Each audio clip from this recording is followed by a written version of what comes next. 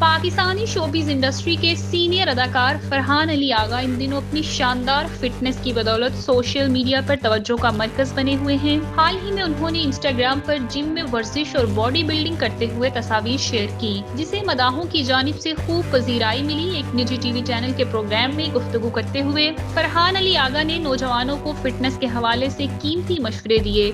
उन्होंने कहा कि सेहतमंद तर्ज जिंदगी अपनाने के लिए देसी खानों को तरजीह दें, क्योंकि ये नुकसानदेह नहीं होते। उनका कहना था कि ज्यादा खाएं लेकिन हमेशा सेहत बख्श और मुतवाज़न गुज़ा का इंतखाब करें। उन्होंने मज़ीद वजाहत की कि जिस्मानी फिटनेस का 80% दारोमदार खुराक पर होता है, जबकि महज 15% फिटनेस कैलोरीज जलाने और वर्जिश करने से हासिल होती हैं। अपनी फिटनेस रूटीन पर बात करते हुए अदाकार ने बताया कि वो रोजाना वर्जिश के साथ दौड़ लगाने को भी मामूल का हिस्सा बनाते हैं और तावील अरसे से अपनी सेहत का ख्याल रख रहे हैं। फरहान अली आगा ने आज के नौजवानों के तर्ज जिंदगी पर तबसरा करते हुए कहा है कि ज्यादातर लोग ज़हनी तौर पर मुंतशिर नहीं होते, उनका दिमाग और जिस्म हमआहंग नहीं होते। वो एक चीज सोच रहे होते हैं और कोई और काम कर रहे होते हैं। इनके मुताबिक पुराने वक्तों में लोगों का ज़हनी और जिस्मानी तवाज़ुन बेहतर था, मगर आजकल के लोग जैसे ही वाईफाई मोड पर चल रहे हैं। उन्होंने नौजवानों को मशवरा दिया कि जिंदगी में कामयाबी के लिए फोकस होना नहायत जरूरी है।